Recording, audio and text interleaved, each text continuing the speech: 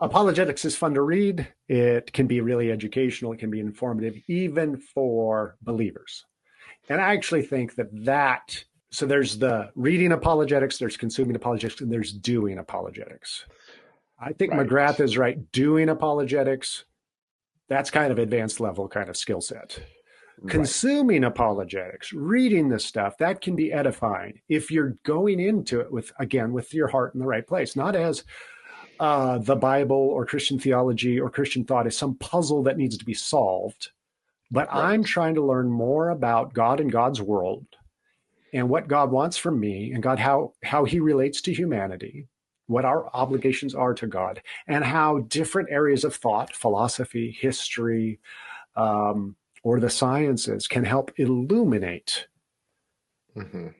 who God is, his relationship to the world, what our relationship to each other should be. If we go into it with that heart, that I want to grow from this study, well, then I can help see from other people's work in apologetics how different pieces of knowledge go together to help form a more coherent worldview, Christian worldview. Right. And then it can be really edifying. It can be good, and it can be a little bit fun. Why fun? Because often in apologetics, the debates are clearer than we often get in the rest of life. It's like somebody argues for this, and well, here's the evidence for this, and here's the evidence for the counter argument, and right. It's like, okay, it can be engaging a little bit, and it's like, oh, I'm learning from that engagement because I didn't think of those things, or I did think of that, but not that, and I never saw those connections before. So it can be very edifying branch of theology to read up on for just those reasons. But then notice that that's not me doing apologetics. That's me benefiting from reading other people's exercises in apologetics. And that's pretty cool. Right. I've always thought it's for your average Christian practitioner. Apologetics is good for addressing your own personal doubts, not going out and attacking the arguments of other people. Because, as you said, odds are you don't have the goods to back that up. And you could make things worse.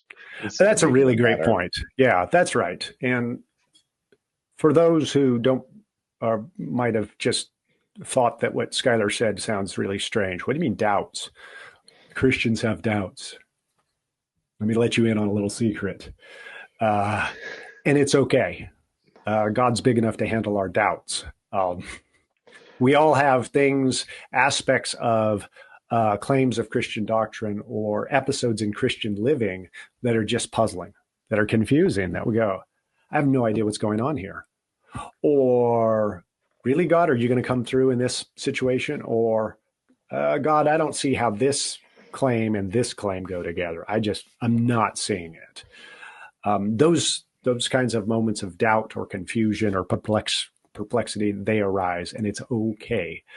And you're right, Schuyler. I think that one of the nice things apologetics does is try to work out some of those, at least give examples of somebody else's working out of that. It might not be a workout of the problem for everybody and for all times and all places, but at least it creates here's a roadmap. Think of it this way of an overgrown forest that I just don't see how I get from point A to point B through this forest, but somebody else has picked through the forest, kind of tried to blaze a trail with their little machete. It might be a narrow and scratchy pathway forward anyway, but at least it's something that'll get you started in the right direction. You can follow in somebody else's footsteps who's gone before you and try to get it sorted and try to make progress in the direction that you want to go. I think apologetics can be very good for that as well. So I think you're right about that. Right. And with the doubt things, just quickly returning to that, right. I think doubt gets a bad rap because of Thomas, right? Doubting Thomas. He's seen as bad guy. Jesus still accepted him and he ended up believing, right? So there's not a bad guy. No, not a bad guy.